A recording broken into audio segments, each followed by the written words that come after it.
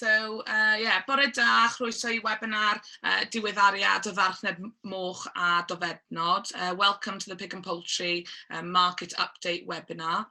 This is the first programme of webinars and other content going out this week as we're in the virtual Royal Welsh Week. A couple of things just before we start is that this webinar is going to be recorded and the format will be that Nathan from Kantar will present for about 20 minutes and then we will have questions at the end. So if you'd like to ask a question, then click on the speech bubble you should see on your screen and type in your questions, and then I will come to them at the end and ask them, put them to Nathan if that's okay. So for this morning's session, as I said, we are fortunate to have Nathan Ward from Kantar present to us and give us an insight into how people are consuming our pig and poultry products. So Kantar are leading market research organisation across many types of market research. Nathan works for the World Panel division, who focus on grocery and out-of-home purchasing and consumption. So Nathan's role is to head up the meat, fish and poultry team at World Panel, where he and his team are experts in home and interacting with these categories. So the meat, fish and poultry team work with around 60 suppliers, processors and trade boards, helping them to understand the environment these markets are in and offering insights to help grow and defend their businesses. So Nathan presents at events across the year to supply audiences with the context of macro trends affecting these markets. So, and although Kantar are a world-leading worldwide business, a lot of the data is UK, but Nathan will try and draw on some Welsh specific information where he can. So if it's okay with you, Nathan, I'll hand over to you, and if you could share your screen and start your presentation, please. No problem, no problem. So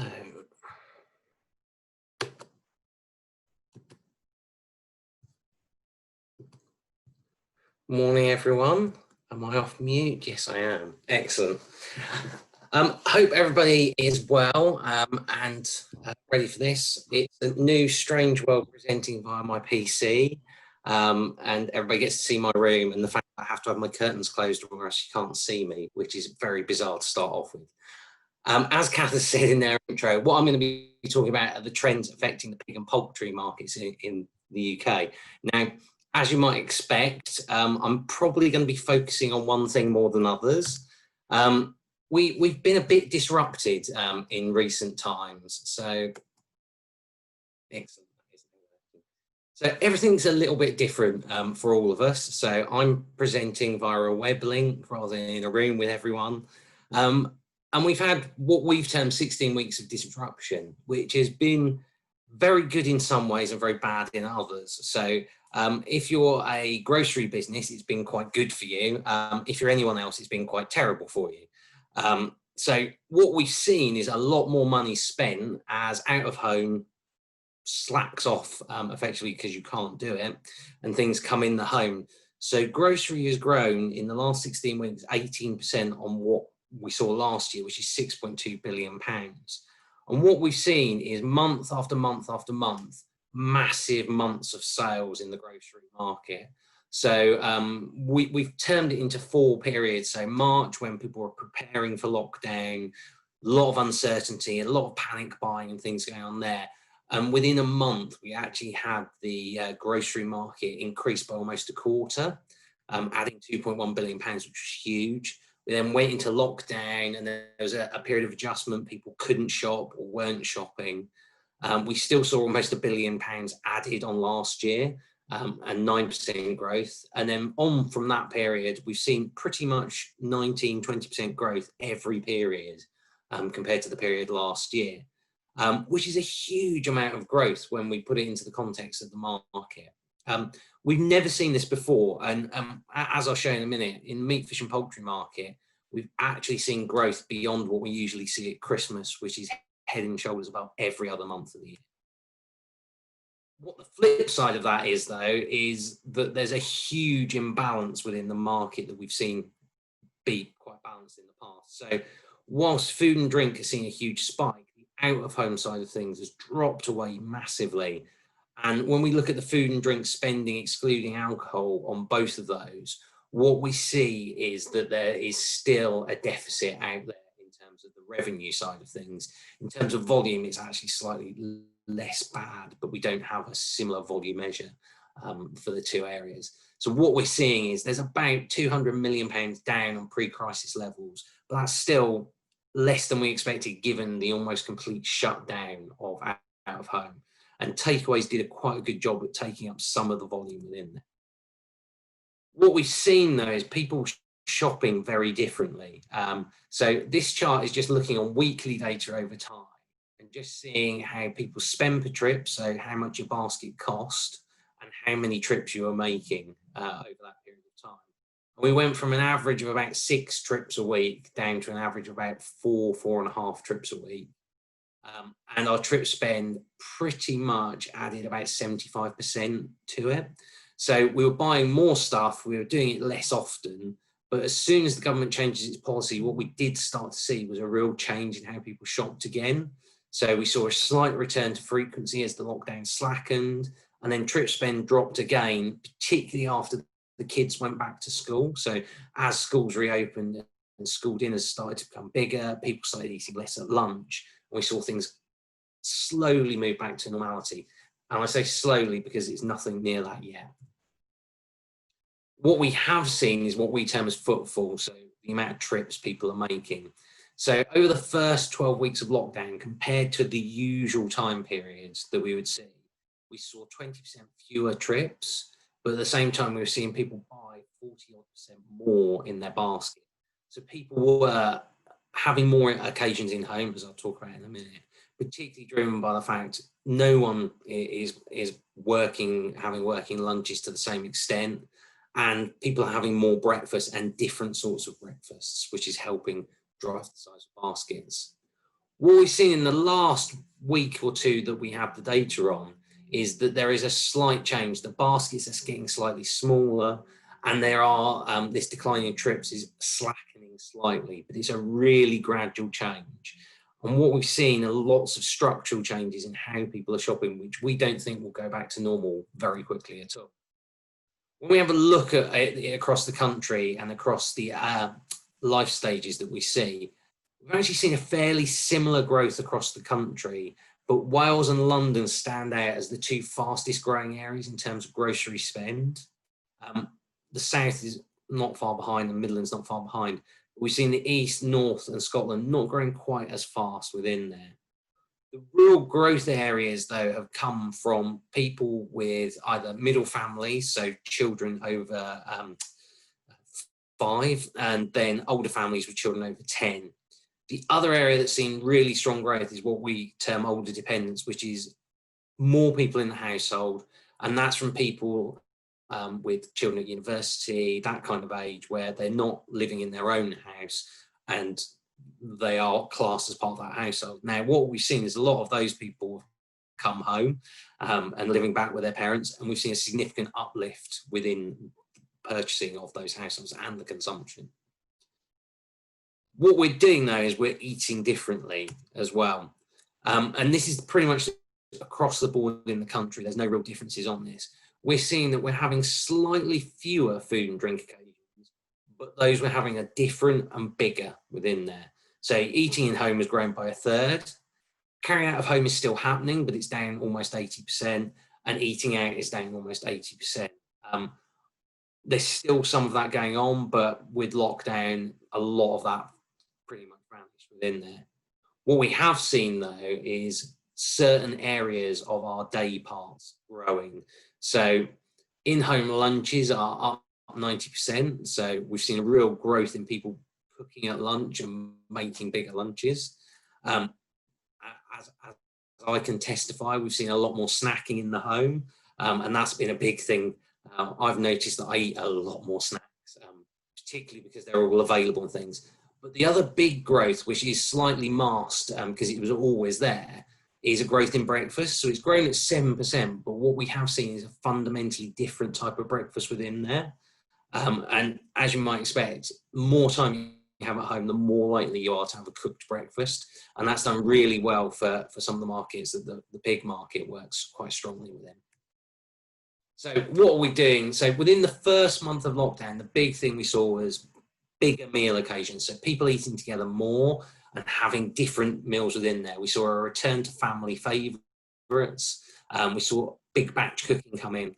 We also saw that people were starting their day a little bit later. So people that were commuting before are not doing that. And what that's meant is a later breakfast for people or a longer breakfast for people.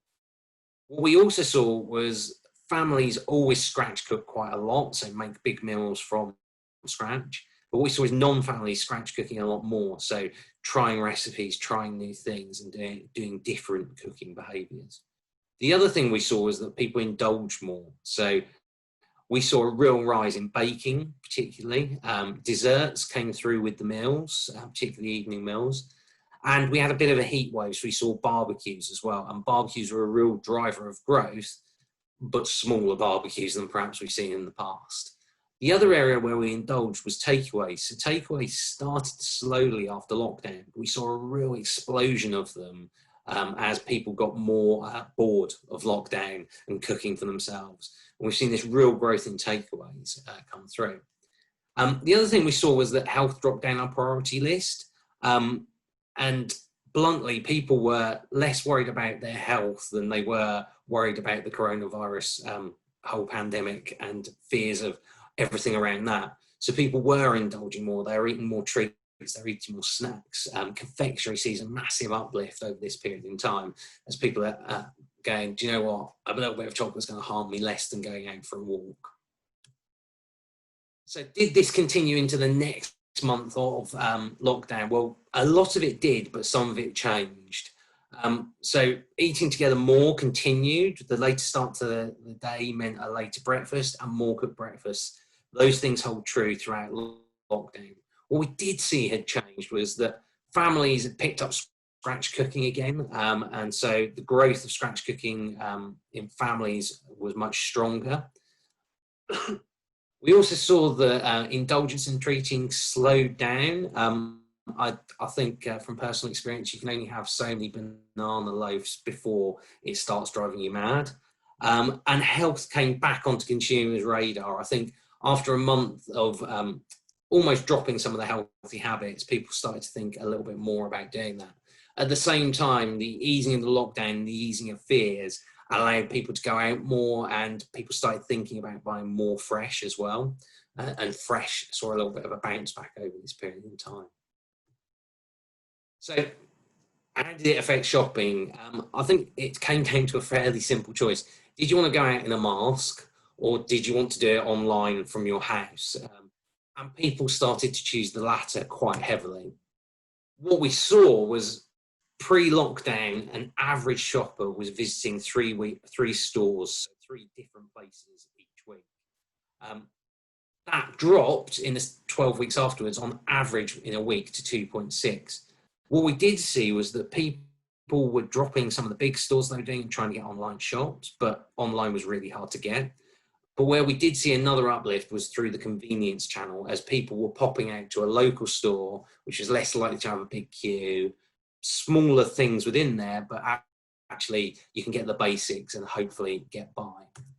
So what have we seen? Well, when you look at it in the short term, so we're just looking at the latest 4 weeks in this view, we can see that online sales are actually almost grown double year on year. Now, at the start of lockdown, internet was lagging behind, and that was because people just couldn't deliver the amount that people wanted. What we've seen though is all of the retailers significantly up their game in online, get more slots, get more deliveries, get more delivery drivers, more people picking, and the internet sales have massively grown. At the same time, convenience has done particularly well. So people, as I say, pop into the corner shop, pop into their local store to get things. What hasn't done so well has been the high street. So the stores where you actually have to go into a town and pretty much go through a few stores. They suffered significantly over the period of time. So when we're seeing almost 20% growth in grocery, to see anything declining at 5% is a massive worry for that area. And then if we just have a look at online, as you can see, the first sort of period where it's the 22nd of March, there is growth, but it's nowhere near what people expected. but then the growth rates of online have just continued to grow and grow and grow. And what we've seen within a month, we've seen 6.3 million more deliveries year on year, which is a huge amount of deliveries. When you think outside of Ocado, most of the stores still have an in-store picking system for their online groceries. So it still requires somebody to go around the store, pick things off shelf, put them in the trolley, and then put them in the delivery. So it's a really big growth rate, but also it's not very profitable for many people. But the big thing we've seen is a real sea change in how people are shopping. So what we've seen is 2 in 3 shoppers that were new to online grocery have bought again in the next 4 weeks. People are locked into it, and we can see this continuing over time. So in the past, it was 1 in 5, so 2 in 3 is a huge growth within there. So all of these things are pulled together to have a big impact on how people are performing in meat, fish and poultry. So as a total area, over the 16 weeks of disruption, we've seen almost £1 billion growth year on year in meat, fish and poultry. So again, 18% growth in there. And that's been fairly similar across all the months. April looks a bit worse because Easter was in there and it was a tough Easter. And that pulls back on a lot of categories. At the same time, Easter was very warm. We saw a lot more barbecues than we did roasting occasions. So we saw roast, which is high value, pull back within there. But when we rank the 4 weeks, so looking at the 4 weeks for a wider competitive meat, fish and poultry universe, what we start to see is it's actually really, really huge months in comparison to anything we've seen. So the week of 4 weeks, including lockdown, which we've termed preparation, actually had the most spend in meat, fish and poultry in the last 5 years. £2 billion spent on the category, and that beat basically the last 3 Christmases that we've seen. The 5th period is the latest period, and what we've seen is, again, sales in excess of what we've seen on many Christmases over the last few years. So it's been a really important period for the industry to make up some of the losses that we're seeing in out of home. When we look across the country, pretty much everyone has been at the same sort of level for meat, fish and poultry, so a growth of about 15%, with London stepping outside that at about 20% growth. What we do know from the data we looked at is that London has significantly more takeaways and out-of-home purchasing than other areas of the country. So a lot of that is people moving those out-of-home occasions back to in-home. At the same time, when we look at Wales here, Wales is one of the slower growing areas within there. So whilst we saw other categories, it was one of the fastest growing parts of the country. It's slightly behind in meat, fish and poultry as people are buying into different areas within there. What we see really differently in meat, fish and poultry is that the growth is being driven by pre-family, young families and middle families. So people with big groups of people to feed are the ones that are seeing the most growth. Where we've seen the least growth is in retired, and fresh areas have struggled with the retirees who are making less shopping trips than they've made before. So in the past, retired shoppers were visiting a lot more stores a week, a lot more often than other people. That's really dropped back in the last 3 months. And what we've seen is retired people really constrained on their purchasing of fresh foods, but an increase in other more tinned and sort of frozen and those kind of areas. When we have a look at the specific markets that grew really strongly, you can start to see where pig meat has done really well. So sausages particularly grew strongly, bacon grew strongly, and burgers did as well. If we look at this on a Welsh basis, Wales actually grew in advance of the UK average for sausages and bacon over this period. And I think that does help with the cooked breakfast side of things, but also in the sausages case, the increase in barbecues really hit home and drove sales within there. I love an awful pun, so it's been excellent for eggs. We've seen eggs growing at 30%, so well above the grocery average. But what we have seen is that over the 16 weeks of lockdown, virtually all of the population that eats meat having an egg purchase over that period of time. So 94% penetration, so 94% of the population. If you consider that 5% of the population are vegetarian, that means only 1% of the population didn't buy eggs in those 16 weeks. And that is 4.3% more shoppers. So on average, around this time of the year, we generally see about 90% of shoppers buying eggs over a 16-week period. So it's a huge amount of growth we're seeing. And it wasn't people just buying what was in store. We saw free range and organic grow much faster, people buying quality within there. Barn has been long-term decline and still grew over the period, but only at 11%. So we've seen a real change in eggs as well. What we've seen across the proteins, though, is that there's been a real big range of how proteins have reacted to it. So if I look at primary meat, fish and poultry, so primary meat and poultry, sorry, so uncooked raw products, so like a steak, mince, chicken breast, etc., etc. What we saw was that beef and pork did particularly well. Chicken did in line with what we would have expected, but turkey and lamb really suffered, and lamb particularly suffered pretty much because of Easter being a much worse Easter than we've had in the past. Chicken grew strongly, but it grew even more strongly in Wales and grew ahead of the market of primary meat and poultry in Wales. If we have a look at the cuts that did particularly well, pork belly saw massive growth, so growing 50% over the period and stronger still in Wales. Pork belly did particularly well on barbecues, but also people cooking it in home and making it go further with meals at home. Chicken wings saw particularly strong growth, but not as strong in Wales. The real growth area was mince.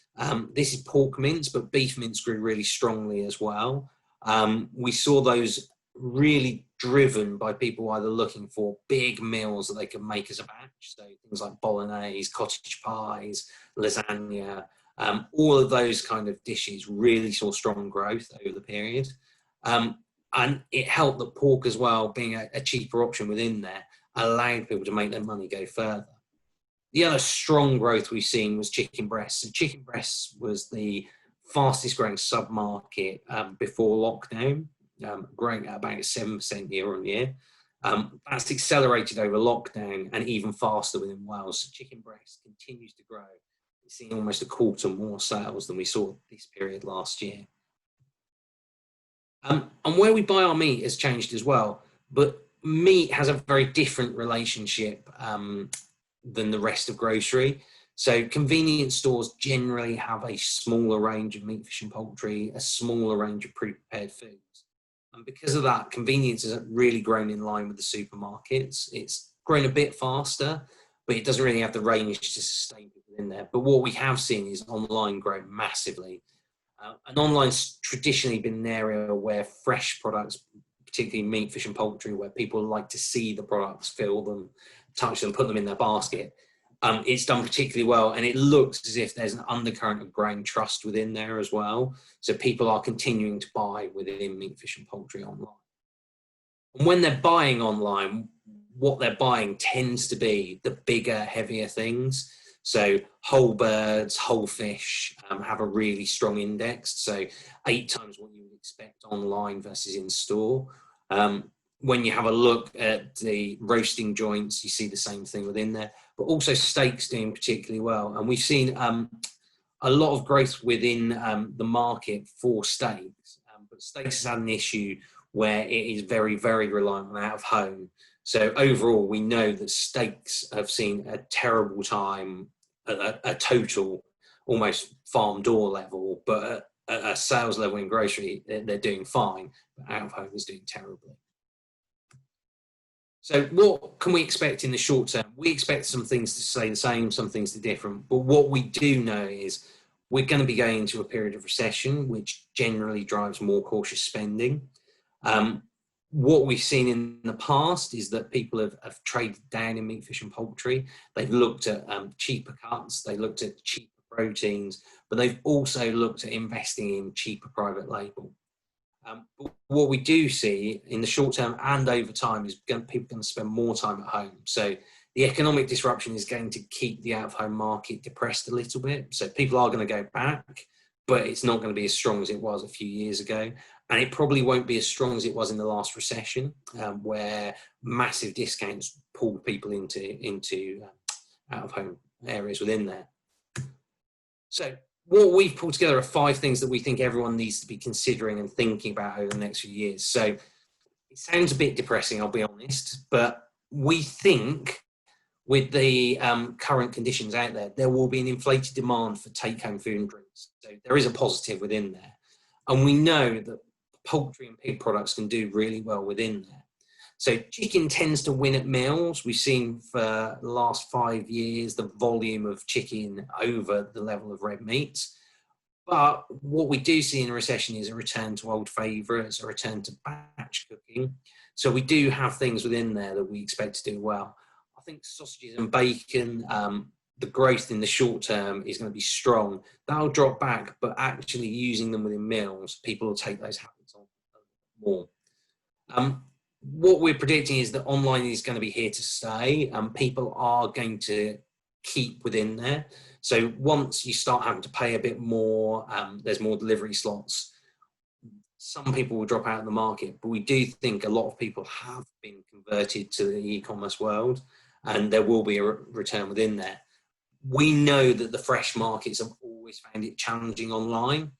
And the big thing that we're advising, particularly through the trade boards, is making sure that retailers are giving the right conditions for online growth. So meal suggestions, making sure that it's promoting products within the search, making sure that we're giving people options within there. And also making sure outside of this that the retailers are not concentrating on the new and shiny things. So we know retailers love newness. And that's one of the reasons they love meat-free. So they like to talk about meat-free because it's very new. So what we're saying is we need to keep up the good British quality products, making sure that people understand them and really giving people reasons to buy.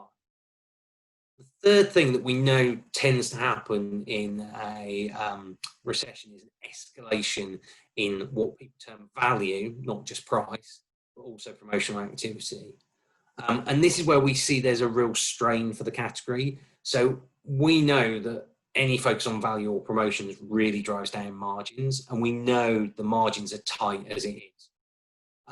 There's limited room for activity. So we know that price activity is probably at a higher level than it's been for years. A lot of the retailers are looking at everyday low prices, and Tesco has really pushed a lot of its suppliers in the last few months to go to lower prices rather than actually looking at an investment within the product. Now, that's great for consumers, but terrible for everyone else. So we predict that there's going to be a real push on that, but actually it's going to be something that there's going to be a push back on eventually. And the key thing behind that, we believe, is that there's going to be a need to reinforce what we term the consumer proposition behind discretionary things, premium, and why people are shopping. And now, I think within this category, it's about giving people a reason to trade up and a reason to buy quality. We know that fresh products, more so on the produce side than meat, but they easily end up commoditized in a retailer price war. We need to make sure it's giving people reasons to buy things, giving people the right stories about things like welfare, about how British products are different to worldwide products. But at the same time, making sure that there's options across the board for shoppers. And then the final one is the one that's probably most exciting for a lot of us, is it's finding these new routes to fit with new lifestyles and new habits formed by lockdown. So we've talked about people buying more online and taking advantage of that, but also taking advantage of people's cooking skills. So we've seen some of these habits start to vanish as we reach what everyone likes to call the normal. No one knows what that is, so I don't know why we're using it, because there isn't anything normal at the moment. But what we want to see is that some of the wins at breakfast and lunch are going to fall back. But we need to continue this win in evening meals, this growth of scratch cooking, the growth of what we term assemble cooking, so cooking things with sauce, bringing together products, on those kind of things, and really making the products that we have part of a big, good quality, healthy meal. And I think there's a lot of things we can do around that, around making things quick, easy, simple, and tasty to really drive that on there. And that's what we've talked about for the last few years as an area within there. So that was me rattling through some of the big trends without there. I don't know whether there's any questions. Yeah, sorry to interrupt. Can you hear me, Nathan? Yes. Yeah, great. Okay, thank you so much for that. That was a really, really great insight into what's happening, like wider, obviously, with consumers at the moment. We're in a very uncertain time, aren't we? But, you know, more specifically, with what's happening with some of the pig and poultry categories. So that's great, thank you. Conscious of time, because we are due to finish 10:30, sorry Nathan, but we have got a question, yeah, and that is, in your presentation you referred to high streets being down 4.8%, Yeah. and we've got a question which asks, where do butchers fit in, as it's been reported that they have seen an increase in sales? So I think the person asking the question was surprised to see the high streets you know, growth down 4.8%. Yeah, so I think that's more driven by things like M&S, to be honest. We know that butchers have done particularly well, and actually what we've heard, so we don't have exactly all the detail on it, where the growth has really come through as well is through them doing different things within the market, so using online to get people to buy more, delivery, all of those kind of things have done really well. But yeah, butchers have done well from a smaller base within there, but it's more the high street stores that have had the problems within there. Yeah, and a lot of your data is all retailer Yeah, data. mainly within there. And we do record butchers within there. I have a visitor. But we do record butchers within there, but it's a harder market to actually measure because people are sorry, we're distracting. People are recording that through our code book rather than through till receipts, because a lot of places still don't use till receipts on that. Okay, great, thank you. Well, No some problem. of the positives that I sort of saw from your presentation was that obviously Wales is in growth, you said, by 21.7%, and this breakfast purchases are in growth as well. Yeah. So you know, hopefully we can see a strong market for pigs and poultry going forward. It's just we have to, as you mentioned, be cautious, because you know it might be a bit of a false economy with the coronavirus at the moment. Yeah, I think so. I think there's a lot of positives out there, and we've seen people taking some attitudes towards breakfast and lunch that we've not seen for a long time. So I think there are positives within there. I think the only difficulty we see is as people go back to work, that time will get constrained. And it's maybe making sure that people don't forget breakfast and don't forget to have good quality lunches. Chloe. Yeah. Okay. Great. No, thank you very much for that. Really, really great insight. And it's great to have you back again this year after last year's pig and poultry event as well. So thank you very much for joining us. And I know it's tricky presenting when there's no interaction as such. So thank you so much. No problem. Great. Okay. Thanks.